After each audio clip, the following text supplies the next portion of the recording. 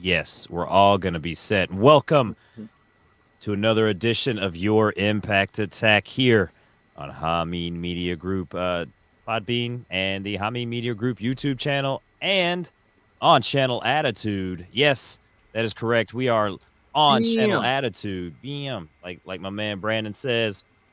And yeah, we're here for another Impact Attack. And we love Moose. We love Moose. And as always, each and every week, I am joined by my main man right here to the is this my right, my left, however you're seeing this. No, you're below us, but this man here, he is the 7-time, yes, ladies and gentlemen, I said the 7-time Hamin Media Group Mud Wrestling Champion, the Vet, ladies and gentlemen, the Vet. Say what's up, Vet. I think this is a little gimmick infringement here. I think Ray is the one that's supposed to make up fantasy championships for me. That's not a fantasy championship. That's a real championship, sir. I've never touched any of you in mud or otherwise. That's why you won, because none of us showed up. Oh. Well, just give it to me with my future hammy. Then We will. You will get that hammy, sir. We will all get hammies here at the and Hamin if I'm a Media Group. 7-time and you guys all didn't show up 7 times, is the rib is on me? Because I didn't Yes. show up either, so You still won. just okay. And as always, our third man in the booth, ladies and gentlemen, the man with the hazy, misty camera, the man who is heavily invested in weed stocks. And as soon as it becomes legalized, he will be richer than all of us combined here at Hamin Media Group. Yes, ladies and gentlemen, it is Brandon. Brandon, say what's up. What's up? Is he moving in slow motion? Is that just me? I don't know what you're talking about, man. Oh, This is I swear, it's hazy. He's moving in slow motion. It's just, I can't, I'm going crazy, Bet, I think. If you're not seeing this, is anyone else? One's in the chat if this man is moving slow motion and it's really fucking hazy like this, Well- ladies and gentlemen. Okay, Caleb. yeah, With a K. yeah. The audience that's listening podcast version has no idea what you're talking about. I have no idea. But maybe it's some lingering effects from your illness. You sound much better I do sound a lot better, don't I? this week. How do you feel? I feel excellent, Vet. I feel great. I feel awesome because my, my investments, my crypto investments, crypto market's been down this week. Bitcoin came down from like 60K, hit 40. It's going crazy, but I'm not even invested in Bitcoin. I'm invested in Dobo. That's called Dogebonk. We had a couple whales sell off for like $300,000 each, and now we're back up. I'm just sitting here, just making money, Vet. Just making money, man. I'll just be over here on my phone until you're done with this foolishness. It's not foolishness, Vet. I'll throw you a couple $100,000 when I make it. Okay. Sweet. I don't even have to do anything, just like the Mud Wrestling Championship. Thanks, Buttshot Kid. Brandon, you got anything that you want to talk about this week before we hop into some Impact Wrestling? Man. Honestly, yeah. I want to talk about something. What do you want to talk about, Brandon? Customer etiquette when it comes to food delivery. Oh, okay. Let's go. I can talk about this all day. Vet, do you know anything about customer etiquette? No, Do you- nothing. Nothing at all. Nothing. There's no such thing. That's an oxymoron, but Is the 0-time customer etiquette champion. Big one is when you give us your address, if you're in a office building or an apartment, please give us your suite number or your specific apartment letter or number. That would help us out in getting to your place more directly. Yes. Yeah, that's pretty astute. I need to know exactly where you're at, because I feel your pain, Brandon, because some of these apartment complexes, you can't even find numbers on the side of buildings half the time. So it's terrible when you're trying to find these places. And also, too, if you're in an office building or a hospital or a place like that, and you give us a phone number to whatever phone number you give to us, please make sure it's your direct line so we can get a hold of you directly instead of having to go through a bunch of people who might not even know where you are or even who you are. They should probably know who you are if they're gonna be picking up your pizza and answering the phone if you're giving them a telephone number. That's the Probably problem that Colin had getting me the link. He just sends it to everybody else but me. everybody. That's Yeah, why we're a little late. Oh, how about when like if you go to a hospital and it's a patient and they give you the hospital's number? bro. I work. Are right they letting across the people street order from food in the hospital? Bro, I work across the street from the hospital, right? And people will call us and be like, "What do you mean it's 45 minutes for my food?" I'm be like, "Because there's like 18 people that have ordered in front of you, and just because you're across the street at the hospital does not mean that we're going to bring it right across the street to you as soon as it is ready, sir. You still have to wait." Like, no, I'm sorry. They just want a raw slab of pizza dough. Just here you go. Bring it right on. You can have it instantly. Pretty much. Vet, Cook it in the X-ray machine. see what's inside this pizza. Vet, did you catch any UFC this week? No, what was there? Jose Aldo versus Rob Font. Jose Aldo looking like $1 million. Looking really good. It's a good fight. Looking like Jose of old. He's won three. He's won 3 in a row now on the 145-pound or 135-pound division. Who is Probably this ready now? for another Jose Aldo. No, not Jose Aldo. He's the other guy you said. Oh, Rob Font. Who's that? He's kind of a top tier guy. Top 5. Kind of. Kind of, yeah. He was okay. He's okay. All right. He's okay. Okay. just Did you making hear? sure. Did you hear? Apparently, one of the Paul brothers, Jake Paul, I think, is fighting Tyron Woodley again. They must have done big business. Well, he was supposed to fight like a real boxer, kind of. This guy, like, who's got Fury for his last name. He's not Tyson Fury, but he's like a different kind of Fury, right? And he's like a mild Fury. Apparently, this guy pulled out of the fight, and Tyron Woodley was just ready to go after Jake Paul whooped his ass the first time. We're going to get Jake Paul versus Tyron Woodley 2. Do you think Tyron's going to come in a little more serious this time and actually try to fucking, like, beat this dude up? Because there were a couple times he hit him and like, had dude kind of... Yeah, I don't know what Tyron Woodley has been doing for the latter half of his career. rapping. I really just don't. Acting. He doesn't seem to be interested in fighting guys. He seems to be somewhat interested in training and then stepping in the ring. And then after that, it kind of is just like, I'll just survive this. Even the look on his face is just like, I'm second guessing his entire life. Every time he's across from another opponent that's trying to attack him. So I really don't know what to say about Tyron Woodley at this point. Buckshot Kid saying, did you hear that Trey Miguel is supposed to be on NXT? I did not even know his contract was up with Impact Wrestling. They've been giving him like the rocket with him being the X Division champion and everything, and he's going to be on NXT? I did not hear that he's supposed to be on NXT. That'd be pretty interesting, though, because number one, I'm sure they've already got 3 more weeks in the can of him as X Division champion. Number 2, originally, supposedly, now you take all this with as much salt as you want to, a grain, a shaker, whatever, but supposedly when NXT was going to sign, they were going to sign all 3 guys. And Trey Miguel specifically opted not to go. That is the story that's been told. That's what he's said, I think. Again, I don't know. I wasn't there.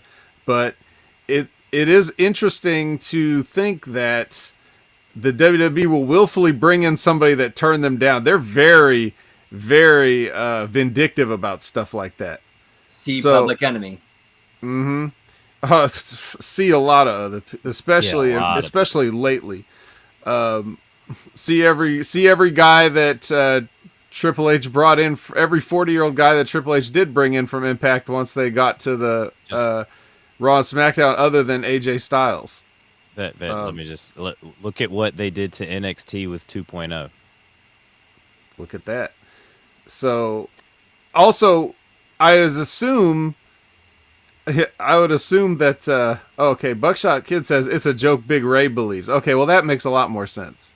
If Big Ray believes. Yeah, if we can trick Big Ray into believing that Trey Miguel's coming over to NXT, I'm down for that. Down for pulling pranks on French Spider-Man. Right. But yeah, so that really wouldn't make sense for a lot of reasons. First of all, why would the WWE want Trey Miguel? Why would Trey Miguel want the WWE? He's just going to get released. Trey Miguel's just going to get released and go back to Impact. He might as well just stay there. And also, I would assume that they would be bringing him in to be the mysterious shaman character that they've been alluding to and building up to a big reveal. Why the hell would his two peers look up to him as some kind of a shaman? What about Trey Miguel says that he's some kind of a mystic wise man?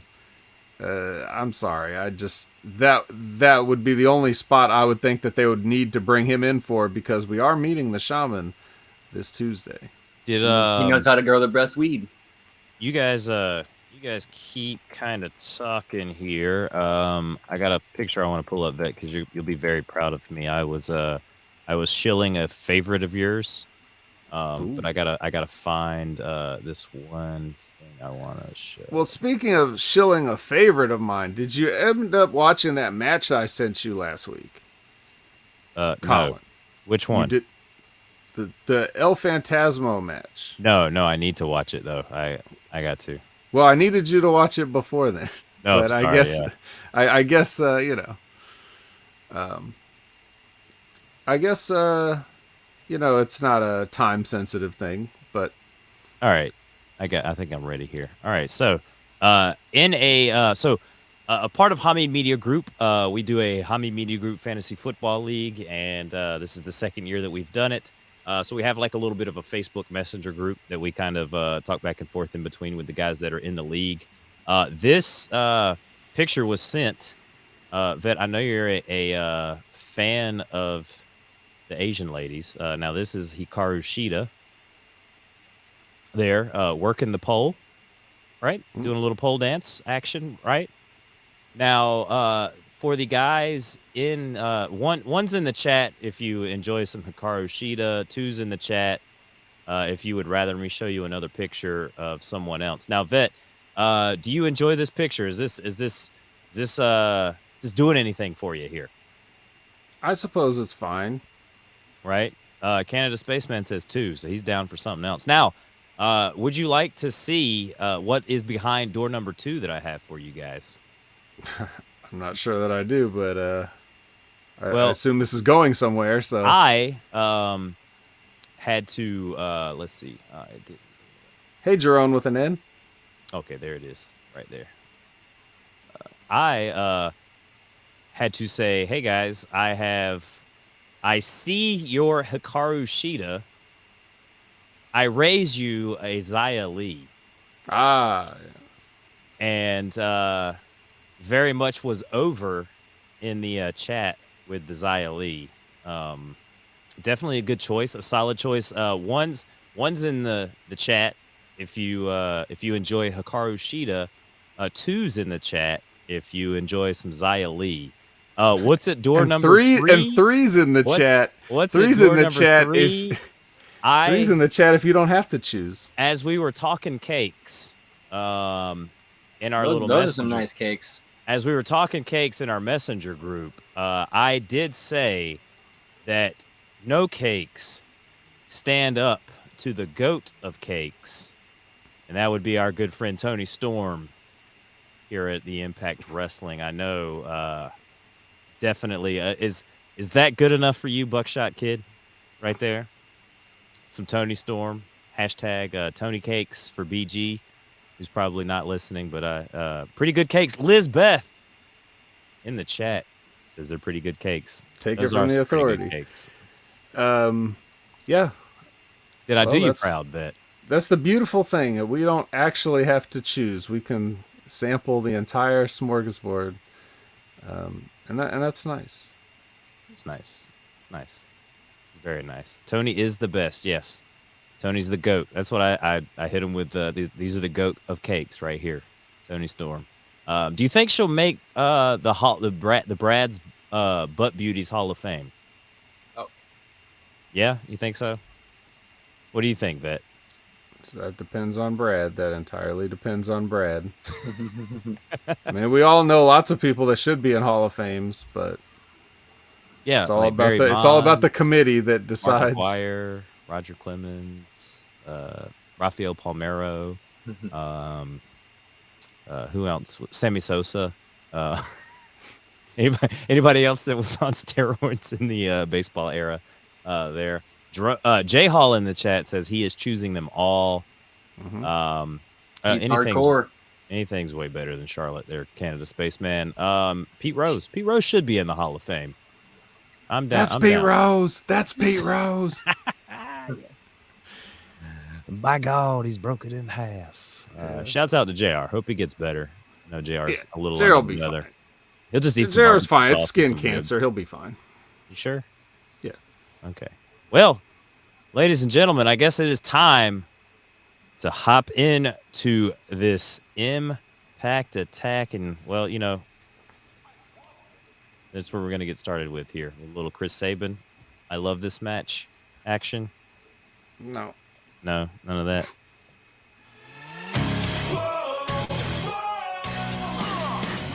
All right, guys.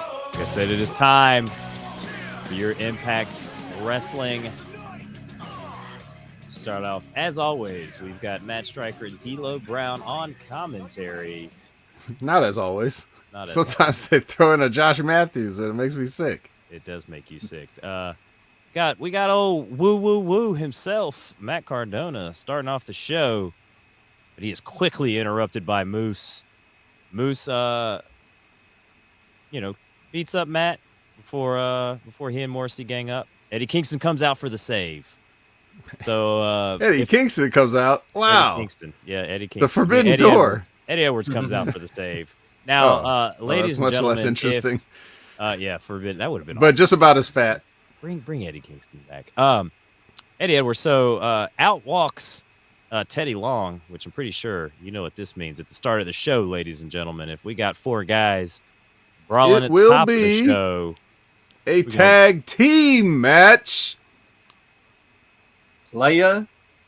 Okay. Thank you, sir. Holla holla. Holla holla. What's next for us here? The Undertaker. No, okay. No. Violent by Design. Wait. We're not going to... You tried to skip past all this.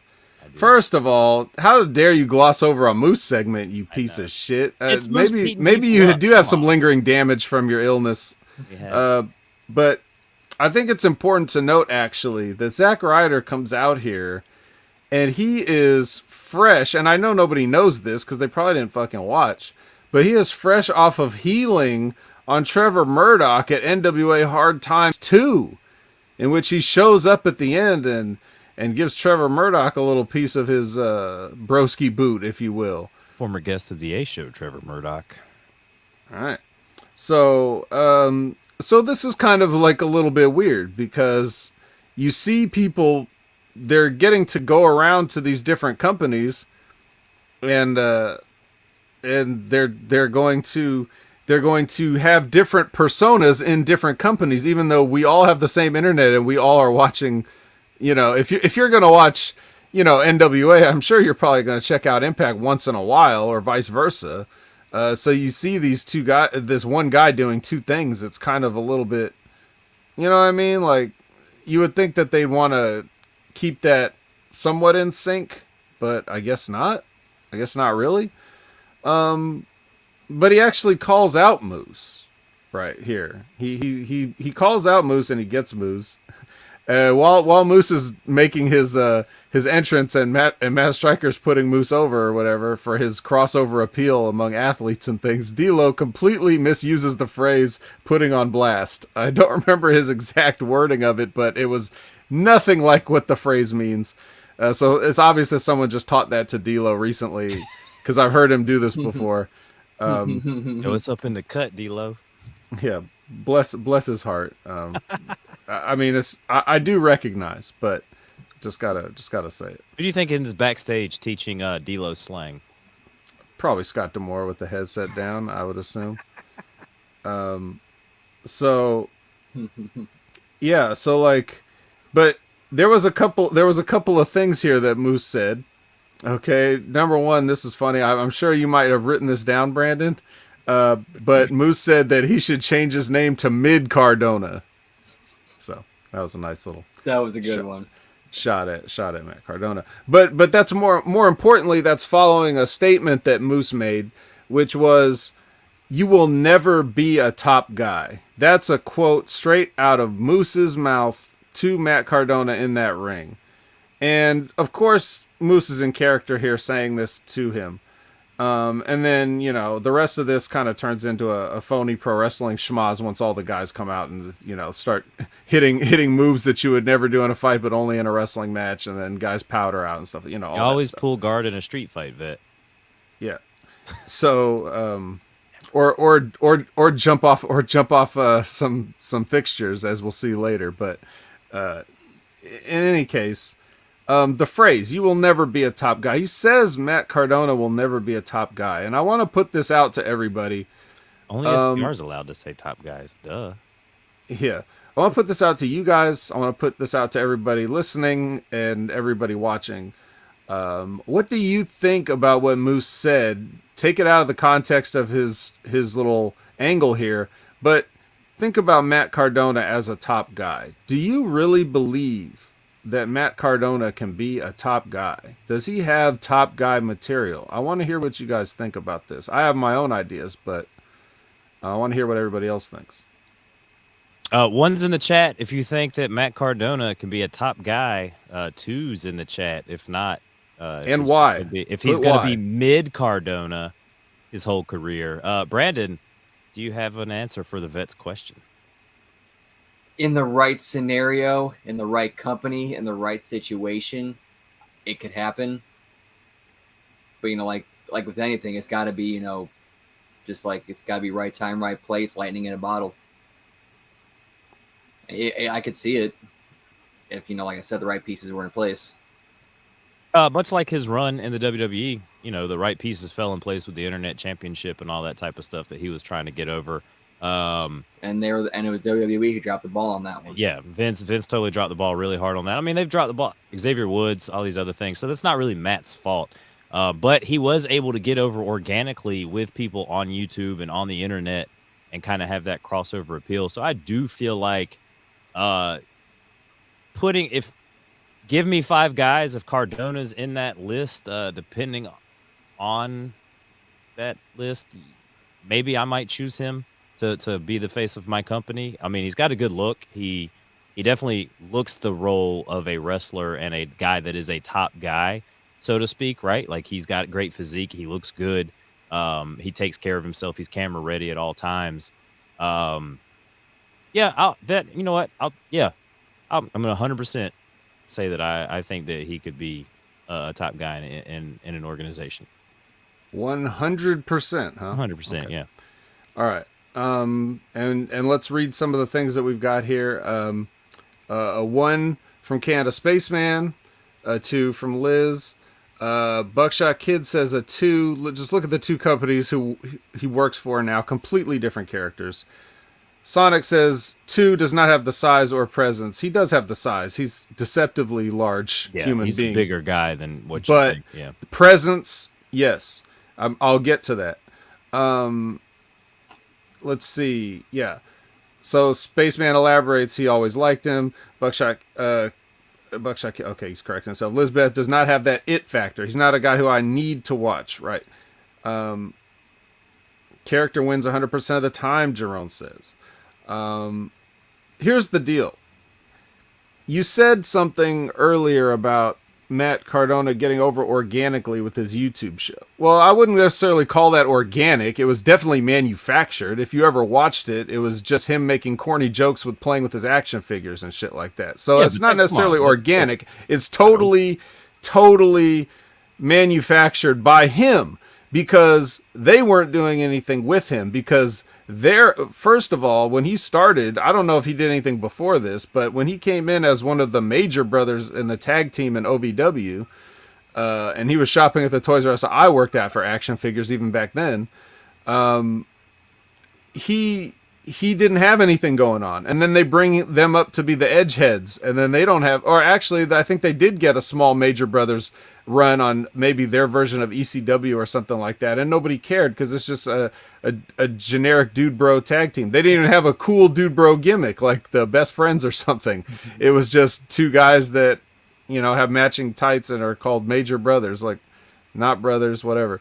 And then they get to be the Edgehead guys, and then nothing for a while, and then they kind of do their own thing, and then they're not being used, and Zack Ryder does his little YouTube show and makes jokes about, like, where's action figures trying to climb over a fence, and he's like, I'm getting over. Like, that kind of corny shit is right in his wheelhouse of being a corny guy, because everything he does is kind of corny.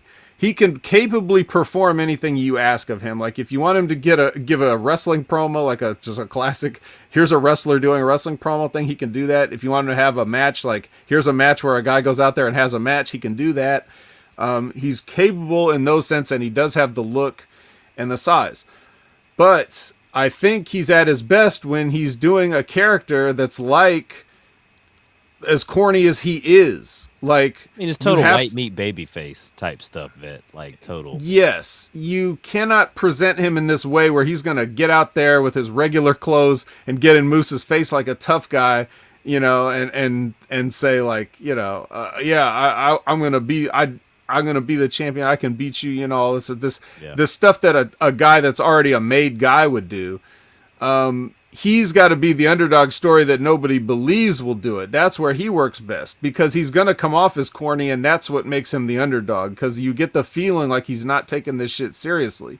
Unfortunately, he's not a good enough actor or performer to pull off the I'm a serious badass who's going to be a top guy only for being a top guy. Like, I'm just going to be a regular wrestler with a regular name and be at the top and be a champion, like, you know, like a John Cena. You're not going to do that with Matt Cardona. At least you can, but I just don't. I think he fits much better when he's playing like his corny nerd self and being an underdog that way. Now, you could put him in top spots to do that, and you can even make him the champion. It'll be a feel-good story, but he's got to really earn that. You can't just put a leather jacket on and be like, I'm a top guy. You know, it just doesn't work like that. I'm sorry. I get 100% the corny stuff that you're saying, because, like, I see that in him from his WWE run. Like, even when he won the IC title, that was a big moment, but it still, like, came off very corny the next night when he's, like, cutting the promo and stuff. And, like, even now in Impact and even the GCW stuff, I'm like, bro, this guy is, like, playing with his action figures, and now he's in a match with Nick Gage. You know, like, it doesn't quite, like, it's still like he's the corny guy doing the hardcore match, right? But that's where, like, the white meat baby face, where he's like, that's where he can be like that's where that can, you know, he can be a great face for your company in that sense. Yeah, he does seem kind of corny, like you said. He's like, but he's got to be that genuine, like, Daniel Bryan style, like, baby face, right? Like, he can't try to be a badass because, I mean, he plays with action figures and all that type of stuff. So, like maybe an adult Beaver Cleaver. Yeah. A little bit. It's more like, if you remember when Robbie E was in Impact, what he was doing a Jersey Shore thing. Now, in my opinion, his Jersey Shore thing was awful. Like, he was awful at it. But the idea wasn't necessarily bad. I just thought he really sucks at doing that, because he does not have that accent. He does not talk like that. He was just doing that character, and badly. And he's parlayed that into something a little more natural for him now on NXT, even though they never use him for whatever reason. But I think if Cardona was doing a babyface version of the Robbie E, Jersey Shore type of character, I think that would be a little bit more, because he is that kind of a bro. So he just needs to play up the bro stuff even more than he does, and be corny but a baby face. Robbie E was a heel, and he should be like the yin to that yang of what Robbie E was trying to do, and he can do it much better as a baby face. That's what I would like to see. But maybe like the ship has sailed on that. Maybe he's too old now and he just doesn't feel like he wants to do that anymore, or that he can't go backwards to that, which is also true. It's also like you get kind of painted into a corner. It's like once you leave that kind of thing behind, now if you go back to it, everybody's going to be like, why are you regressing back to your comedic character? So like he may have just put himself in this position, but I mean, that's just my analysis of it, is that you can put anybody in a top spot, and they do, with varying results. But do I see Matt Cardona as a top guy? I don't know. Maybe it's too late. Maybe he'll just seem forced, or he'll be just like another guy, or it won't be special if they decide to do something with him. I like what Jay Hall said here is play to your strengths if you can't learn the game. I've been listening to these leadership podcasts, and John Maxwell has these leadership podcasts that are really interesting to listen to. And one of the things that he says is a lot of people say, oh yeah, you should work on your weaknesses, right? Like to balance out your strengths. Like, you know what your weaknesses are, you should work on them. His whole philosophy is no, if you're going to build a team and build people around you, you focus on your strengths because that's what you're best at, right? And you fit people around you that complement your weaknesses in a sense, right? Like I don't watch Impact, but I have Vet here because Vet watches Impact. So that helps with my my lack of watching Impact, but you know damn well that Vet can't produce a show like me. Vet can't host a show like me. Vet can't do all these things that Colin does on the back end of this type of stuff. So, you know, we play off of each other very well. And Brandon's here for the hazy camera. Vet and I have strong cameras, and we need a guy with a weak camera, and that's Brandon. We're here. And he wanted to upgrade his camera, and we said no. Play to your strengths. Play to your strengths. Yeah, he wanted to get a new camera, but the fucking gimmick's here, and he's gonna have goddamn hazy camera. Sometimes your strength, sometimes your weakness is your strength. It is. Sometimes. One's in the chat if you love the man's hazy camera. Come on, guys. Love this man's hazy camera. Candace Spaceman says maybe Matt has got kids. Well, that's his action figures. Those are his kids. Yeah. He's not buying those action figures for his kids. Those are for him. Oh well, we've spent way too long talking about Matt Cardona here. I don't think so. I think we spent the right amount of time, because I don't know if a lot of the rest of this has a lot is worthy of a lot of talking. But but Brandon, did you want to say anything else about the great Moose segment we got here at the beginning, featuring Moose? Yeah, he did. Yeah, that's a great promo by Moose. Like he put Matt over enough to the point, and just where he cut him off to where it was like just your picture perfect heel compliment, but still cut down the babyface promo. All true. Very good. Did you enjoy the joke of the mid Cardona? I did. That was a good little. That kind of popped me. What about you, Vet? Didn't pop you? Did you not sell for it? Well, I was just sitting here quietly, so no, I didn't. But maybe if someone else was here watching Impact, I would have nudged him and said, "Ha, mid Cardona." Yeah, mid Cardona. That's so funny. What? Sergio wasn't there with you?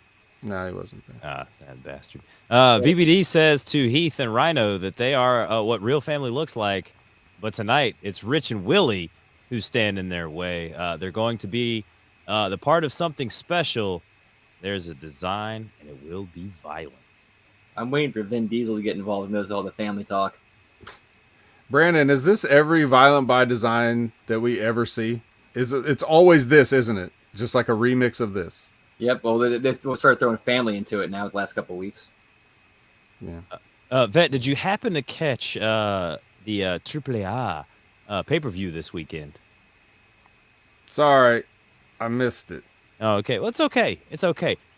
But our good friend Willie Mack was on the show, and apparently he was like the most over person on the show. Like the crowd just went crazy when Willie Mack just came out to AAA to wrestle.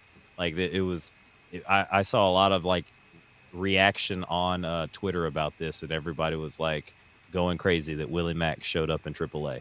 Well, that doesn't completely not make sense. He rose to prominence on Lucha Underground. Yeah. So I would think that because a lot of the shared talent and a lot of the viewership of the El Rey Network probably comes from people who might be interested in AAA wrestling, so they probably knew who he was from that. That's the first time I ever saw him. I never saw him before that. Yeah, I had never So seen him before Lucha either. so I mean, whatever he was doing, he's not that old. He looks old because he's fat and he has a beard and stuff, but he's like in his early 30s, I think. So he just looks like he's somebody's, and especially on the Wrestle House when he's playing, what was his name? Downtown Dirty Brown. Downtown Daddy Brown. Yeah, he looked like he easily could pass for old. But no, that's just his lifestyle that caught up to him at an early age. But yeah, like, it does make some sort of sense that he'd be over there. They know who he is. That's good. Yeah. Anything else on this VBD segment? Hell no. All right. And just like I said, we got Scott D'Amore booking Matt Cardona to tag with Eddie Edwards against Morrissey and Moose tonight. Matt wants a world title shot, and Scott D'Amore says this is a chance for him to prove it. Was that a good Scott D'Amore impression there? That Yes, I think so. Good. You got the main point right. this is the main point right there. Mm-hmm. Enter Jordan Grace and Rachel Ellering. They want an in that Ultimate X match. In comes Tasha Steelz and Savannah Evans. They say they want it in 2 over these 2 losers. Scott senses some tension and puts Rachel Ellering against Savannah Evans. What a barn burner match we're going to get later on tonight, folks. Oh, yes. What's up, Labrat in the chat? Yo, I figured out what's going on here, guys. I think they're using that weird mood lighting, and they're putting it on the backdrops now instead of the foreground where it covers everybody and makes everybody look green or pink or red or whatever. Now they're just like lighting the backgrounds, the backdrops or whatever. So all those like anvil cases in the back or whatever else like that. That's blue. It's like a nice shade of blue or whatever they're using. Whereas everybody else looks like a normal human color up front. So I still don't know if I like it, but I mean, I guess it's a little better. A little better? A little bit. Not a lot of better? It's not better. Drama King. Because he's next. You know it's not better, Vet? What? This picture I'm about to show you. Okay, well, take your time. Well, you keep talking about Drama King. So Drama King with Deanna on commentary versus Sabin is our next contest. Well, actually, it's our first contest. So There's been a lot of talking up to now. I know. Canada Spaceman and these guys in the chat. Now, this is Jordan Grace. What kind of butt plug is that? Is that it's bad when you got to have like a whole handle to get it out? it's a kettlebell butt plug. Oh, I see. Well, the angle she can work out and work out at the same time.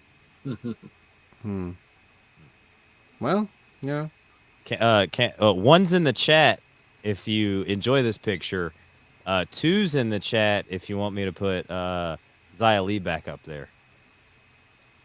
There's plenty of people who would enjoy that picture if they didn't know what the face looked like. That's what really kills it. But so apparently Ray Wall asked for this match on .com last week when he went up and uncomfortably fawned over Chris Sabin to his face. And so what do you think about that? What do you think about that for starting a match, guys? Is it cool to just come and mark out over somebody and ask for a match with them on the website show? I mean, it kind of does fit with his weird character of like wanting to see people's arcs. He kind of did the same kind of thing with Trey. Like he wanted to see his art up close and personal, which is kind of weird. They like dropped that angle all of a sudden, moved him over to Sabin. Right. Maybe that's because Trey Miguel's going to NXT. And, hey, could be. Yeah. But probably not. Yeah. So they had a match, I guess. What'd you think of it? The opening part of it felt like it was like several ring drills stitched together. And and it just felt like a one of those weird indie matches where it was like everything was a placeholder till we got to the finishing sequence, and everybody seemed to notice it too because nobody really cared until Mickey ran out. That's true. I was noticing as I was watching this that I was like, man, did they find the one guy that had like less muscle mass than Chris Sabin? Because he looks like painfully thin. I think I called him AIDS Cesaro before. It's there's things you could kind of do about that. I know he doesn't probably want to get a tan because that's not his gimmick, and it makes sense that a theater person would be pasty and, and pale and stuff like that. So I do understand that, but I know he definitely used to be bigger than this. So I guess him coming off the stuff that he was on is making it a noticeable difference because he's still much taller and overall bigger than Chris Sabin, but it just the he's lost a lot of his muscle, it seems. Right, so you got the size but not the mass. Mm-hmm. Yeah. Yeah, he's a decently tall guy. Yeah, so Mickey comes out, and then you know, she fights Deanna off the commentary or what? Did Deanna try to get involved? Right? Did she try to? I believe she did. Yeah, because that's what brought Mickey out was Deanna getting him. Yeah, because she said the distracted Sabin, tried to set up for the finish. Yeah. Right. So, yeah, I mean that's it. They go fight out, and then you know Sabin hits his finish. Of course, you're not beating Chris Sabin on TV. There's no way that's happening. This is 97, 98 Goldberg here. This is not. You're not just gonna beat Chris Sabin. He's got a T-shirt. And so then after this, then Scott D'Amore kind of runs into who does he run into back here, Brandon? I know you know. My girl Chelsea Green. Right. Now, is this the best that they can do for Chelsea Green on this whole show? Like just walk in for a couple seconds, say something weird and leave? Yeah, it's just like a weird, like a running gag they're doing throughout the show where like nobody was paying attention to what Scott said and kept asking, hey, you're going to put me in the match, right? And he kept saying every single person, I'm announcing it next week. I'm announcing it next week. Which was like, you guys can do better than that. Yeah, first it was Chelsea, then it was Alicia, and then Jay Vidal comes back, and he does get a match, surprisingly. D'Amore goes ahead and gives him a match. Sorry if you guys have been missing Colin here. Apparently something happened to his Fisher-Price internet. Maybe, you know, he didn't pay the bill, or maybe the kid tripped over the cord or ate it or something. So I don't know if he'll be joining us again, but we got you here. I've got this whole thing lined up because right after this, it goes into, surprisingly, the WWE would never do this. They would never go to a break talking about a match and then come back and have the match. They'd have like 10 other vignettes and like a you know, some sort of a charity thing and all this other stuff. But instead we get Vidal versus Jonah. Jonah is, I assume the gimmick name comes from the whale, not so much like the guy who was in the whale, because it's Bronson Reed, in case anybody hasn't followed along or whatever. He's Jonah now, and he's kind of doing a thing with New Japan. And Colin's back.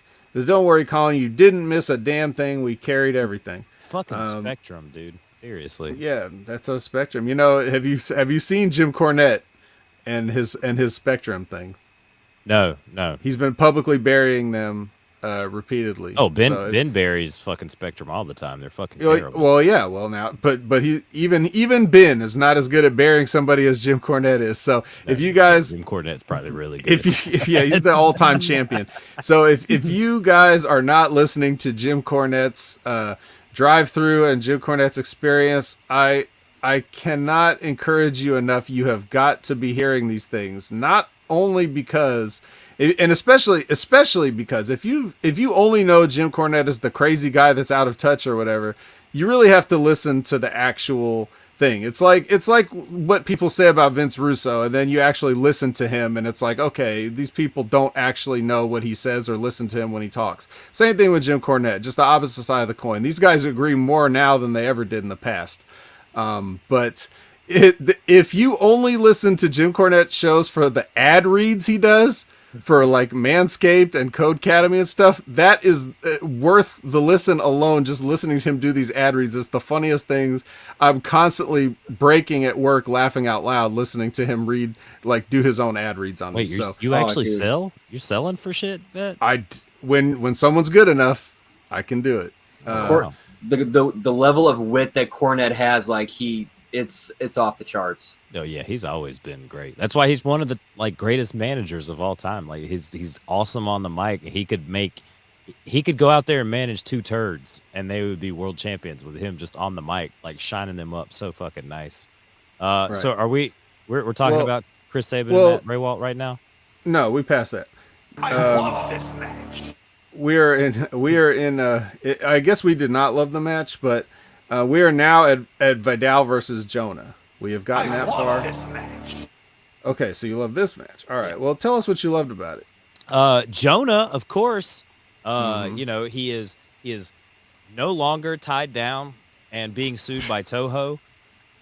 So he can be free to be Jonah Rock, to be the Jonah that we knew he could have been at NXT when he was Bronson Reed. He squashed the shit out of this guy, which he should have. Literally, yes, he literally squashed the guy. He did. He didn't do anything different. I don't know what these shackles or chains or handcuffs or any of these other things that he's claimed were on him before. He just does the thing that fat guys do, where he does a pose, and that's the same pose he was doing. So obviously, they let him do that. That's a different pose. We don't want that pose right there. Then he does the thing where he just stands there and lets somebody run into him because he's fat. Like he does that move. You know, that's a cool move. I think he did that in NXT also. I didn't see anything he's never done before, so I'm not really quite sure what he means when he says that he's free now to do whatever he wants. But he did say a line about, he did cut a boring promo after this, and he did say a line in the promo about deserving to be champion. You know, what would deserving to be champion even mean if it wasn't in the context of a fake business where you're awarded things? You know, it's like if you're at work and you say, I deserve to be employee of the month because I work harder than everybody else. That's one thing. If you're in a combat sport where you actually compete for the championships, then it doesn't matter what you deserve. You win it or not. Ben, So it's okay. You'll win employee of the month one day. You work really hard. You'll get it. You'll get there, buddy. You'll get there. I deserve it, damn it. You know, you got to tell me why I'm not employee of the month every month is my thing. But we can tell you why Jonah is not the champion, and why he does not deserve to be champion, and why, in the immortal words of William Money from the 1992 Western classic Unforgiven, deserves got nothing to do with it. Do you want to know why he's not going to be champion, Vet? You want to know the number one reason? He's not Moose. Well, a lot of guys weren't Moose before Moose too, and they got to be champion. No, that was fake. Oh, okay. All right. Well, Brandon, what is your assessment of Jonah in his match, in his boring promo, and his comment about deserving to be champion? Well, this is my first time seeing him, and I like that he's actually being slow and methodical with the offense. We do not see that enough in wrestling nowadays. That usually it's just, bang, bang, bang, bang, bang, even with the big guys who should be taking the time to, let the guys sell, breathe, and actually make their stuff look more devastating. And, but yeah, the promo was, pretty boring, standard, and deserve, and again, like you said, in the context of combat sports, you deserve what you earn. Very well said. So Trey is with Gia, and I didn't know if you had anything else that you wanted to talk about there. no, I'm sorry. That's why I pitched to him. I wanted him to finish it, put a bow on that, and we got So Trey and Gia. Okay, you want to read what they wrote, or? Well, Burt Macklin, FBI, gets the old attack here, and we get Trey Miguel fighting back, and then we get Guards! More guards! to the rescue, ladies and gentlemen. here they are. Here's those guys. Here's those guys. And then as security's like pulling him off, what does Trey Miguel go do, Brandon? What does he do in this street fight? Dives off into everybody standing there waiting for him. Oh my god! Like, and it is actually a nice intense brawl too up until that point. Mm-hmm. Yeah. It's actually like the best thing I've seen Macklin do since he's been there. Yeah. There was a lot of guys making their own sound effects while they're punching, but other than that, you know, it was we call that the Triple H, where every time you punch somebody, you got to go. So, yeah. So, yep. There's that. Yeah, he jumped off something on everybody, you know, just like you do in every street fight. Just like I'm sure Solo Sikoa did, you know, in all those street fights, you know, he had back on the island. He would climb up that a higher pole and jump on the street light that he was fighting. So, and then Most Professional Wrestler episode 52 is next, which is basically essentially a Brian Myers FaceTime with Zicky and Visky. Did you have any notes on this one, Brandon? Not really, other than Zicky continues to steal the show in all these. Mm-hmm. It really does. If he says anything at all. He didn't have to. Work the scene, baby. Work the scene. We talked about it last week. He's outlandish, so he worked that line in too. He worked in the word outlandish, so. Do you think they'll make good at Turning Point with Finn Juice? Do you think they're gonna overcome Finn Juice here for Brian Myers? No. I hope not. No. And I've never rooted for Finn Juice before, but you know, they've never been across the ring from VSK before, so sorry guys. But here's a team we can root for, because next Moose and Morrissey discuss their alliance and the particulars thereof, and how Morrissey is saying that he doesn't really believe Moose is gonna give him a title shot. He keeps saying it, but he's not gonna do it. Like people get title shots on Impact every single week, and he just hasn't gotten one. That would be what I said to him if I were Moose. But Moose suffers this fool gladly and just tells him, if you help me get rid of Matt Cardona tonight, you will be the first person in line for a shot at this. And when he says this, he slaps the championship belt, so you know that he means the championship. Put your meat on my meat. Yeah. Yeah, so this was a good business in my opinion. Morrissey's shoulder is like right in the frame, and my God, it looks like a pepperoni pizza. You would know all about that, Colin. This guy has got to. He's never going to make the Hall of Fame if he keeps doing this. Now, he does look great. Like when you look at Morrissey, when you see him come out there with the shirt off, he's more jacked and ripped than he's ever been, and he looks good. But so did Test, and he died of a heart attack in his 30s. So just please be careful, Mr. The Morrissey. Mr. Giant Man who could have an enlarged heart. Yeah, don't overdo it, and your skin's starting to look disgusting. Gene Snitsky's like, ugh, gross, dude. You know, you don't want to, to do this, but better tag team, Enzo and Cass or Morrissey and Moose. One's in the chat for Enzo and Cass. Two's in the chat for Morrissey and Moose. Morrissey and Moose. Oh, sorry. I was just gonna say, I've seen Enzo's going to MLW soon. Oh, nice. Oh, I hope they sacrifice him at the temple. Oh, maybe when Dario comes back. What do we got over here? What do we got over here? Dario's like Matanza. It's Matanza. Apparently, the Andrew Bello hit me up and said that he thinks that Dario Cueto is the new star in the brand new Indeed commercial, right?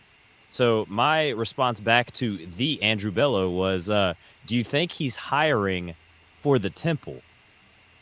Right?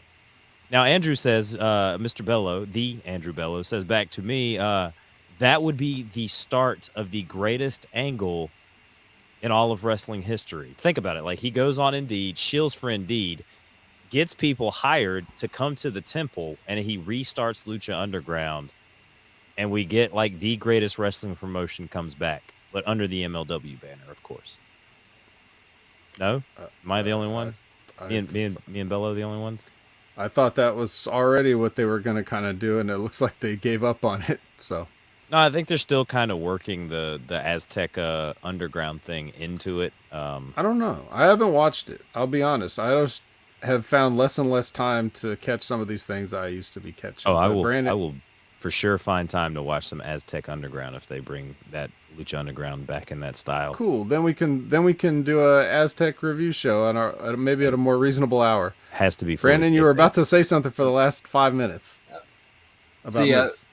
Yeah, I'd take Moose and Morrissey as a tag team with Enzo as a mouthpiece. Well, neither one of those guys That's need a fine. mouthpiece, so he'd just be like a real nice cherry on the top of that. But I don't know. Yeah, and Chappie's here. Classified Chappie's showing up. We don't usually get to see Classified Chappie on the Impact Attack. We're glad to have him now. Oh, also the pin guy, The what now? the job guy for them.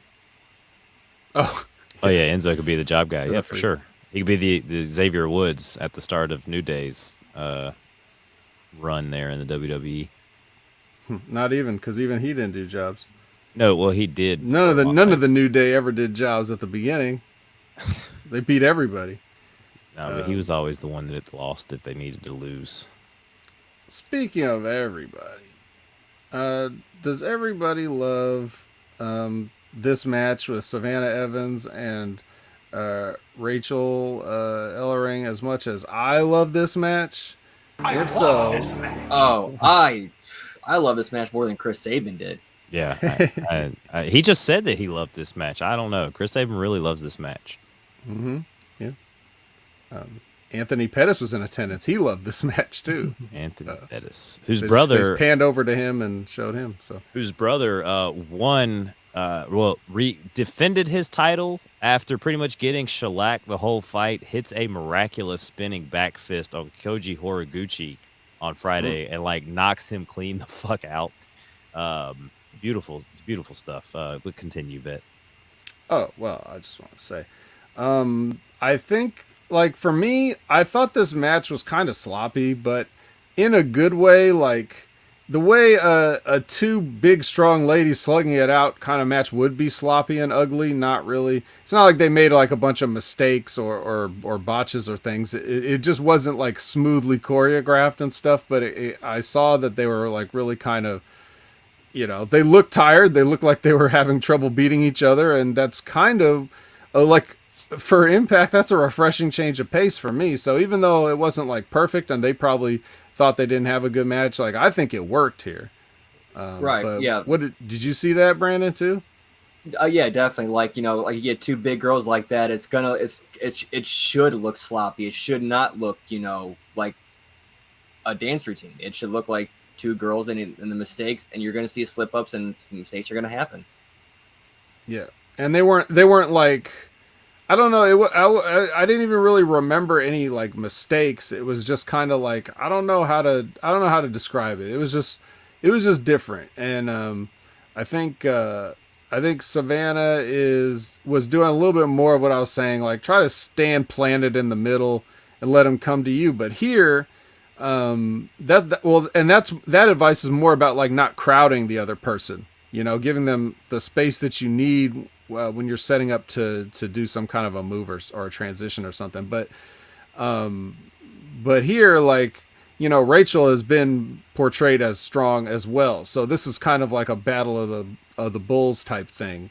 So you're going to want to have, like, you're not going to have necessarily Rachel pinballing bumping for Savannah.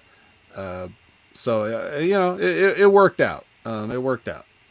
Yeah, though I noticed that she had like a return of the implant bust for that stomp right on Ellering's boob. Ooh. Man. Well, I think those boobs are real, so we should be okay. Yeah, Yeah, I'm saying if it real. was, if it was someone else though. If it was most everybody else, then it'd be a problem. Charlotte, they would have exploded all over the ring. She Man. and Charlotte. Charlotte Flair. Yeah. So that's what I had on that. And then speaking of implants and things, so Tennille's back from her world tour, and she wants to find the influence and tell them off because being Australian is her thing. That was my favorite. It's my favorite line when Kay was like, "They're like Australia or something." She's like, "What? That's my thing." It's like, and then she storms off angry, but in a big twist, when she finds them backstage, doing what were they doing? It was very cinematic. Whatever they were doing, were they like putting lipstick on each other, or lip gloss or something? Is that what it was? Mm-hmm. Yeah, just so happened to have good coverage from different angles, in this movie that we're making. And then Tennille comes up to them, and they're best friends after all, and it was all a joke. And then they all like hug each other and all this stuff. So looks like they're all besties. All right, go ahead and block Javi for saying he misses the Good Brothers. We'll give him a nice 5 minute. 5 minutes to think. I'll give you 5 minutes to meditate and miss the Good Brothers, Javi. You have it all to yourself. Where have the tag belts been? They probably lost them somewhere in a haze of Good Brother drinking. They're somewhere. Carl left them somewhere. Who knows? Maybe lost at Texas Roadhouse again. Yeah. Did you ever hear the story about about what actually happened, like what Jericho talked about was it was actually an inside job between the limo driver and the guy who found it. Really, I didn't know the so like they tried to steal the title from Jericho like that. It was an actual attempted theft, and then it got reported that it was missing. They kind of aborted and turned it in. Oh wow. Yeah, I don't know if you could just walk around with the AEW title after it's just been created. Yeah, but that'd be a little hard to. No, this is a replica. I swear. A replica of something that just now existed. People, you gotta remember, the people are not that smart. Come on, Vet. Why are you trying to ruin somebody when they want to see a good chin lock? Ruining people's good time. Man, they haven't even been. Well, I can't say they haven't been doing it, but I do think it's funny that as I was running down the whole thing about the Australian girls, Candace Spaceman's been here in the chat recapping the entire thing, talking about how we didn't mention it. So we didn't get to it, but we got to it. It's there. We're there. Give us a chance. Give us a chance to get there. So we're there. Any thoughts on the Besties reunion, Brandon? Oh, I thought it was actually kind of cool for the swerve of doing this. I thought it was gonna be like just this stupid fight over Aussie thing. It's like, okay, this is actually get more out of this. Do something different with it. Yeah. So could be interesting. Well, what else is interesting?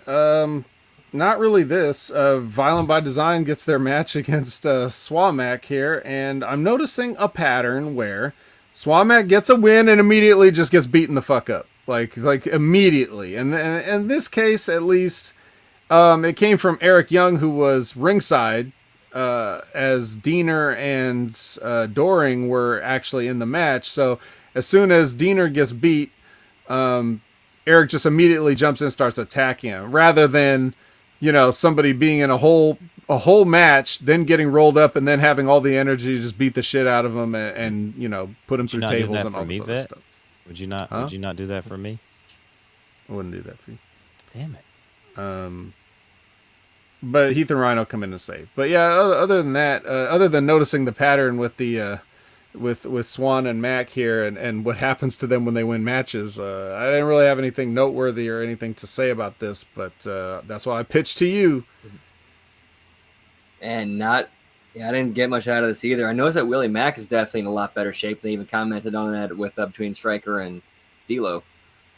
And I mean, these guys work well together. The finish came off a little wonky, and the finish was just splash off the top, right?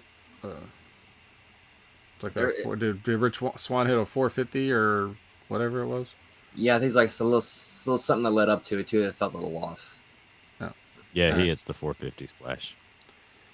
Didn't remember what got him into that because I'm sorry. I just look. This is I've got a lot of things on my agenda of what I want to like watch for my own personal entertainment, and I find that Impact is getting pushed further and further back to the last minute before, which is a good thing in some ways because it keeps it fresher in my mind that when I can come on here and talk about it a few hours later. But it also means that, damn it, I find myself like spacing out during some of this. I actually watched most of this in 2x speed just to get it over with. I only put it in regular mode when Moose was on the screen or anybody else of any particular interest, which wasn't much.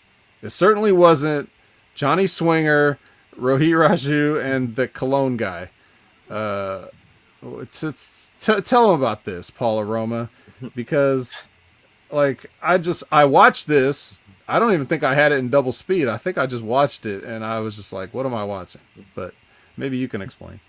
Well, we got our Swinger quote of the night of, I haven't been this happy since I spent that long romantic furlough at the Comfort Inn with Connie Chung. He has never spent anywhere with Connie Chung. Just to let everybody know that in case there are impressionable viewers or listeners out there. And Rohit, he just gets better and better every time he shows up.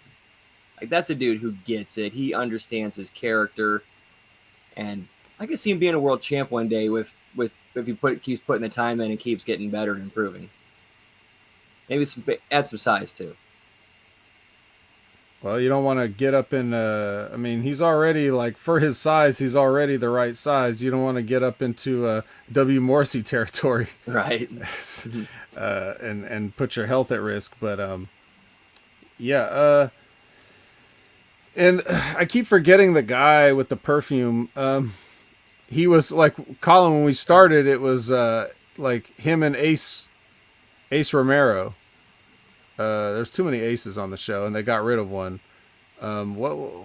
What's his name again? Chat, can you help me out? Larry D. Larry D. Yeah, Lawrence D. Lawrence D. Yeah. Kind of looks like a dirty white boy, but fatter and less talented in the ring. I don't know. Yeah, so he was there. I agree with what you said about Rohit. I don't know if he necessarily gets better every time I see him, but he's at least the same, which is good. But like this is where they're putting him, probably because they know he can try to do a little something with it. But even this was nothing really for anybody. It was only a few seconds even. So I don't know. Right. Exactly. I guess they just felt like they had to get Swinger on there to address the Wrestle House thing. It didn't really feel like it had really advanced any business or furthered any stories. It was just there. Yeah, and why is Larry D's gimmick now going to be the guy that has this nasty smelling cologne? Like, this is WWE stuff. Yeah, this is Natalia farting. Yeah, this is what you don't want to do. Okay, you can't. Anyway, let's talk about what you do want to do. Okay, which is the main event, and now it's time for the main event. Yes, we do love this match. Yeah. This is Musasi versus Eddie and Matt. And that sounds like a boring-ass team if you don't know what I'm talking about. It sounds like, oh, these are another Jay Vidal tag team or something. But yeah, this was a match. It was a pretty good match.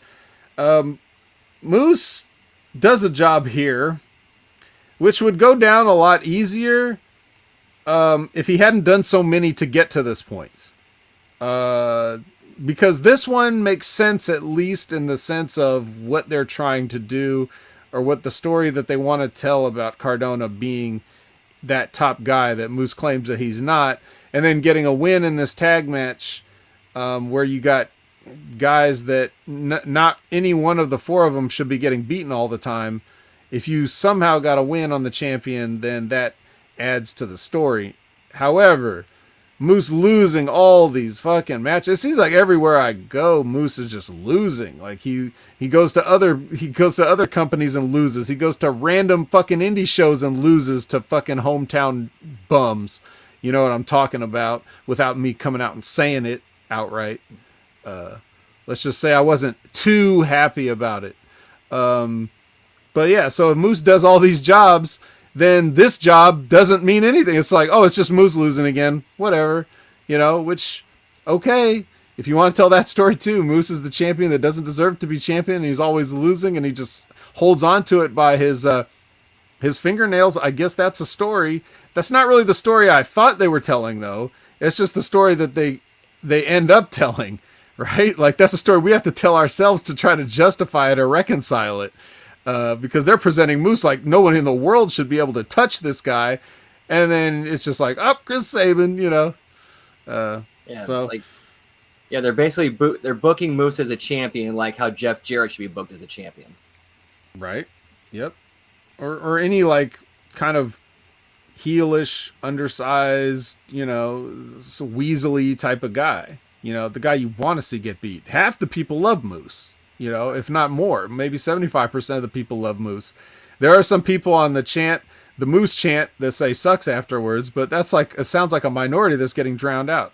I know, Colin, I know. Believe it or not, there's some uncultured swine that watch Impact Wrestling live, of all places. How dare they? Yeah, so Buckshot Kid says, am I the only person that believes Eddie needs to be in the mid-card? No, you are definitely not the only person. I think I said, I don't remember how long ago, Colin, but you remember when I said that Eddie Edwards looks like he'd be the type of champion at that local indie, like your hometown indie or whatever. Then you have all these guys that are like really bad and fat or skinny, and they wear like the trash bag pants like Tajiri, or they wear just regular clothes. And then out comes a guy that looks exactly like Eddie Edwards, but compared to everybody else, he looks slightly better because his t-shirt has the arms cut off, and he's got green hair, and he's got like his capri pants are actual wrestling tights, and his sneakers match, like he actually has a pair of Jordans or something. So he looks like somebody compared to, you know, the bum parade that you just watched, the hobo parade. And Parade. Yeah, but when you throw Eddie Edwards and Impact in the main event, it's like, well, here comes Moose in a suit, or here comes Moose looking like he's was born in the gym and never left, and then you got Eddie Edwards coming out. Like, I don't know, you know. So that's you're definitely not alone in that. Yeah. So, and then afterwards, Morrissey gives Moose a big boot and turns on him, and D'Lo overreacts with a "what the hell," which is like, you know, come on, bro, come on, D'Lo, you don't have to sell it to us. Like, it wasn't that shocking. Yeah. We already had a thing of him in the back explaining his dissatisfaction with the situation. What D'Lo's reaction should have been was like, yep, that's exactly what I saw. You know, I thought that would happen. It makes sense. You know, like, that's more the reaction, not what the hell? How could you do this to Moose? Yep, like, well, we knew this was going to happen eventually. Right. That's so good old D'Lo, man. I love D'Lo. You know, I don't want to make it seem like I'm picking on him. He did steal my moose thing, and I have video evidence of that. But I still love him. I just wish he learned how to use the on blast phrase, and I wish he learned not to oversell the wrong thing sometimes. That's all. That's all. Man, my favorite D'Lo commentary moment will always be the part where like this, like it was like some sort of like a variation of a chin lock. But it had like some sort of a other arm as a lever, and he said like it's putting pressure on the upper part of the upper jaw. The jaw. The jaw. That's a classic NXT throwback from Colin's time on Next Level. But yeah, so that was that. And did you have any notes to say about the actual match or the post match or anything else? Man, I thought that dive that Edwards did at the end almost caused a lawsuit taking out the front row. Yeah, they're not too careful about those kind of things in Impact. And I thought it was kind of weird, like they did the double hot tag in in that match, which is like you can make it work, but you really should want to save those for like those kind of matches you want to save for like the pay-per-views and the pay for them, rather than like a free TV thing.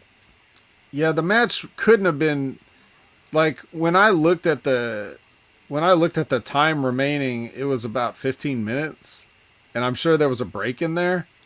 So like the match couldn't have been 10 minutes or so. You don't need to work a double heat in a 10-minute match. That's for like if a tag match is like a main event of a big show. Like it's so big that you had to put the tag team match like a Rock and Roll and Midnight or something on top because that's the best match you had. You don't necessarily want to do it on a random Impact like you said. But they worked it okay. It was just like they do that because the reason you would do a double hot tag, it's not really a double hot tag, it's more of a double heat.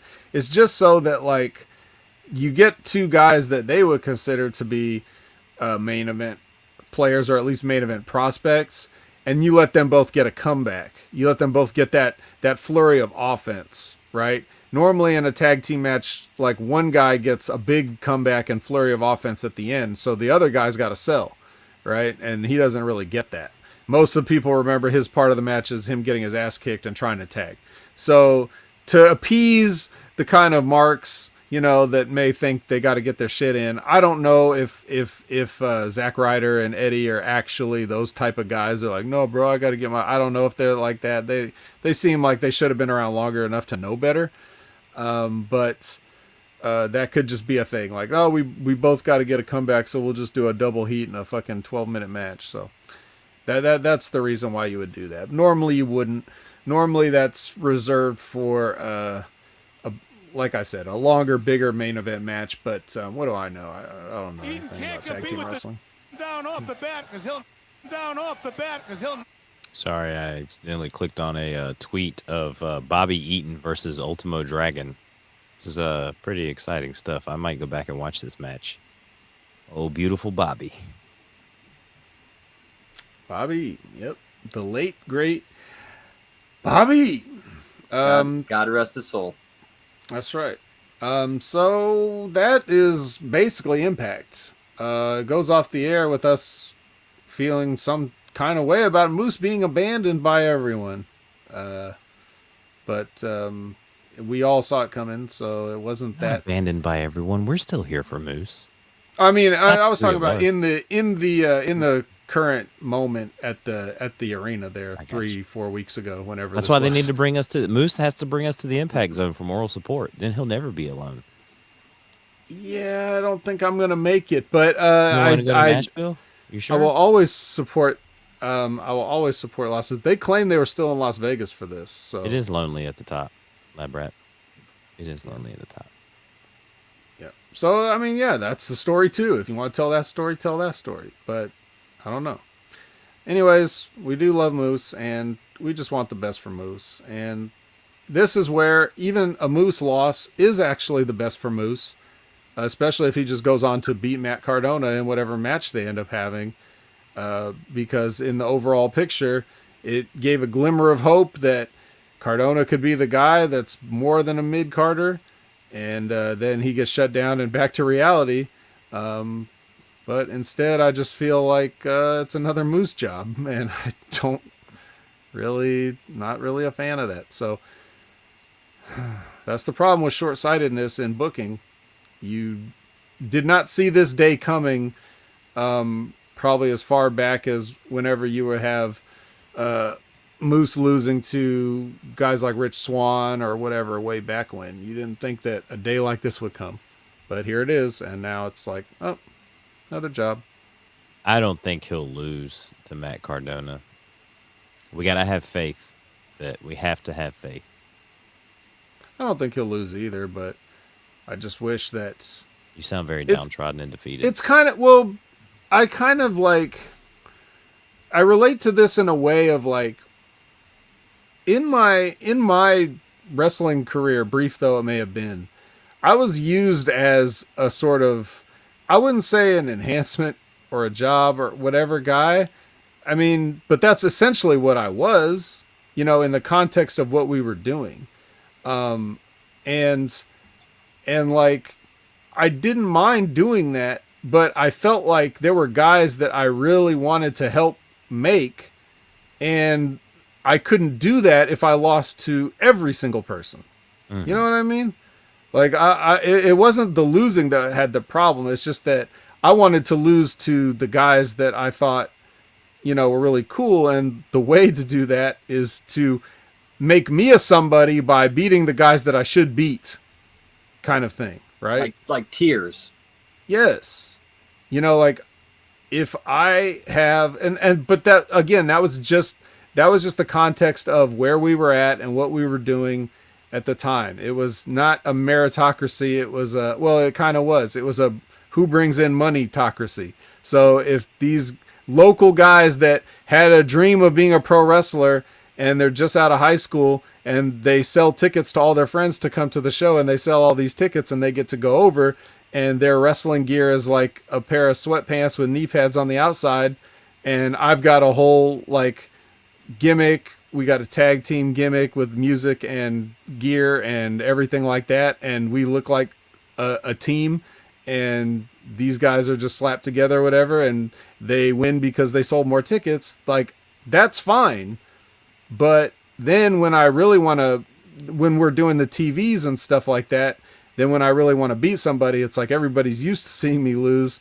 And then when I go to put over somebody, it's just not there. And then like, ironically, like in some dark match or something, they'd put me with somebody and they'd have me go over, and I'm like, oh man, I want this, he's my friend. I want him to go over. You know what I mean? He's better than me. He should go over, but I have to beat him. Like, it's like, yeah, I couldn't win. But anyway, all that is to just say that, like, I empathize with the position, and I don't know how Moose feels. I think Moose is a total professional. I think he has a good attitude about things, about the business, about his position in the business, and I think that he's doing everything right. I'm just saying, like, on his behalf, I would rather, if they're going to go with him as the guy, there's ways to even make him more the guy. That's all I'm saying. Makes sense. Brandon, do you have anything to tie off this episode? Yeah, it's definitely kind of looking like they're going the route of, Moose going through everybody he's got an issue with, while at the same time throwing challengers in front of Josh Alexander to set up the big rematch eventually down the line. Possibly even a Slammiversary or Lockdown. Are they still doing Lockdown? I hope not. But Josh Alexander wasn't on this show either. No, but they hyped the match with him and Jonah, though. And Right. almost all of the Wrestle House people weren't on the show, with the exception of Chris Swinger, Sabin had a Eddie, match. Alicia, Well, Eddie, And yeah. Madison, Caleb, basically half of Wrestle House. Lawrence D.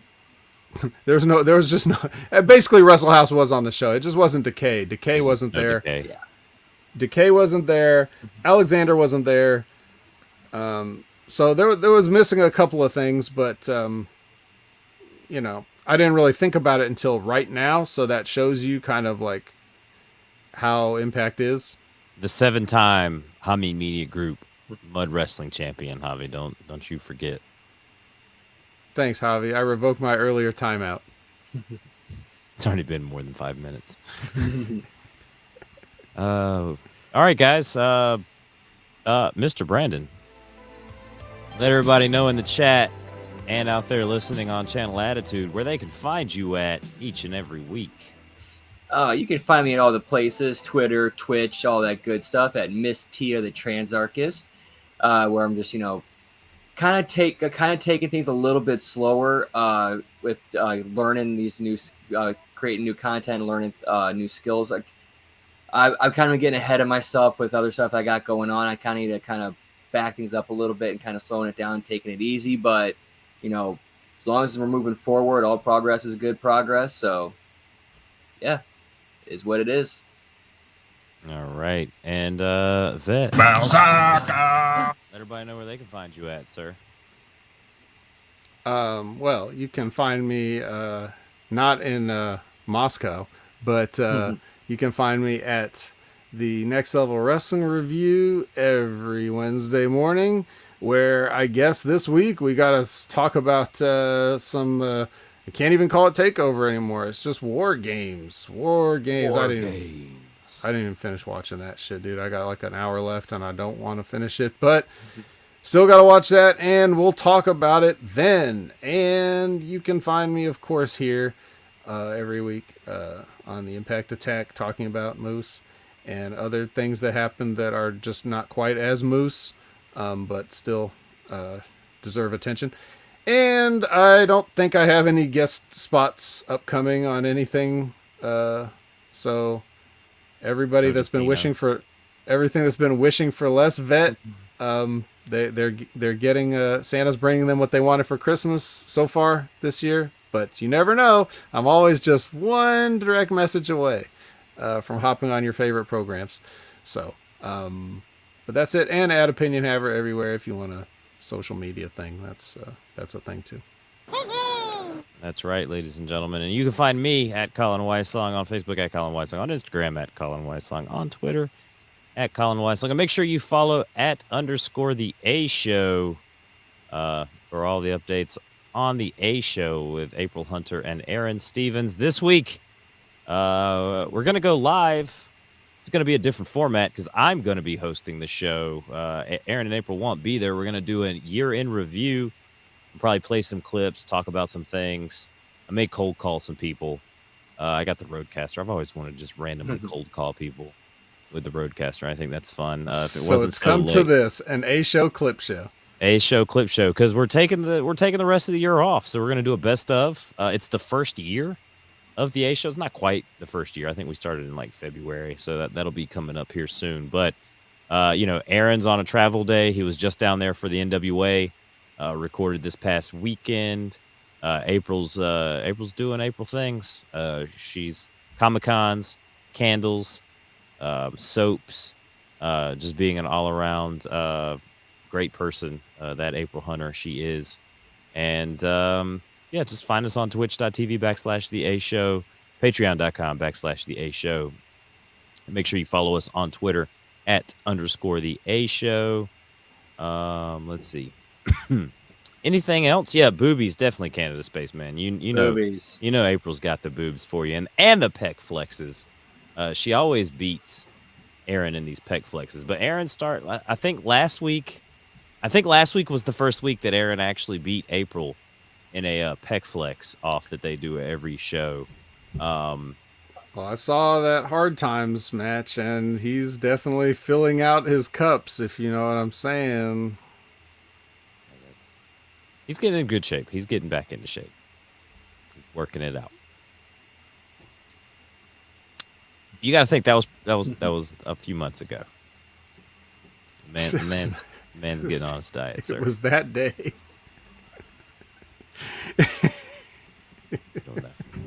All right, ladies and gentlemen, this has been your Impact Attack on the Hamin Media Group YouTube channel, on the podbean.com/Hamin Media Group, and on Channel Attitude. That's right, Channel Attitude. And you'll hear the post after all this stuff. I got to send this over to Big Ray so he can edit it. Shouts out to Big Ray. Shouts out to Billy Ray Valentine. Shouts out to the Andrew Bello. I've already talked about him enough this episode. And shouts out to the Striz. Fucking love the Striz. Strangler Steve King. Ladies and gentlemen, like I said, this has been your Impact Attack for Brandon and the Vet. I am Colin Weissong, and peace.